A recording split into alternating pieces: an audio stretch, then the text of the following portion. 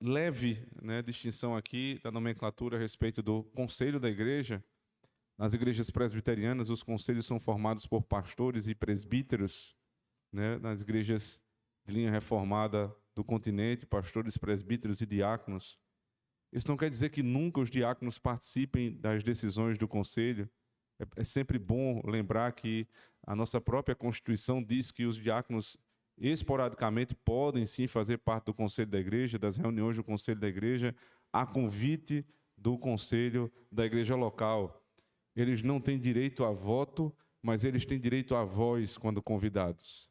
Então, nós temos muito respeito pelo trabalho diaconal.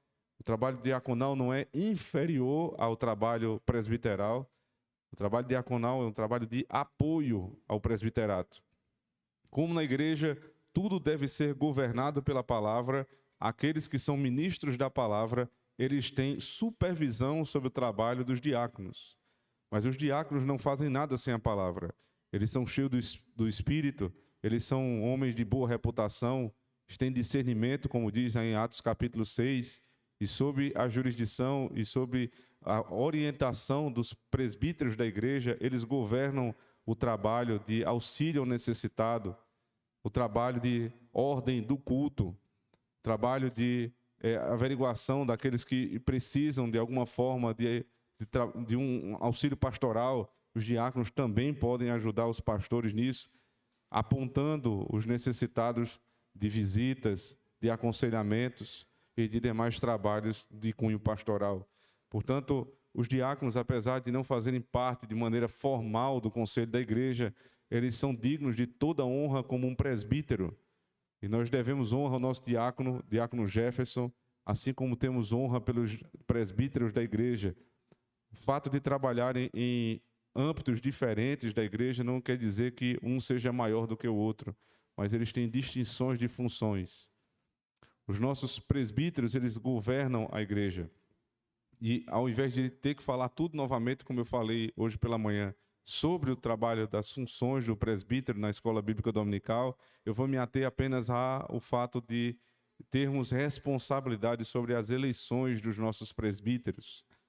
Estamos próximos, em março teremos a eleição de mais um presbítero, na verdade a reeleição do presbítero André, que é o candidato natural do conselho, e os irmãos devem estudar nos cultos e também durante a semana quais são os requisitos que um presbítero deve ter segundo a palavra de Deus. Porque, como diz o final do texto, desta maneira tudo procederá na igreja em boa ordem, quando forem eleitas pessoas fiéis, conforme a regra do apóstolo Paulo na carta de Timóteo. Os irmãos precisam conhecer a primeira carta a Timóteo, no capítulo 3, quando o pastor também, né, apóstolo Paulo, ensina a igreja como reconhecer a vocação para o presbiterato e logo em seguida como reconhecer a vocação para o diaconato. Ele também vai falar em outra carta, também carta pastoral, carta a Tito, logo no capítulo 1, como se deve reconhecer um presbítero da igreja.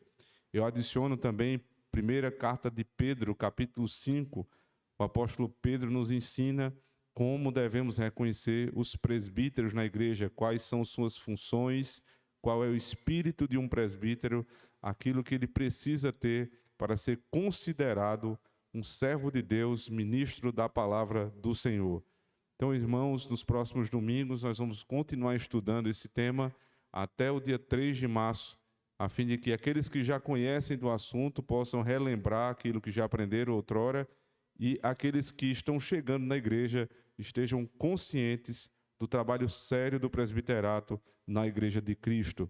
Orem por isso, peçam a Deus para abençoar todo o processo, para que o nome do Senhor seja glorificado e para que tudo seja feito em boa ordem na casa de Deus. Amém.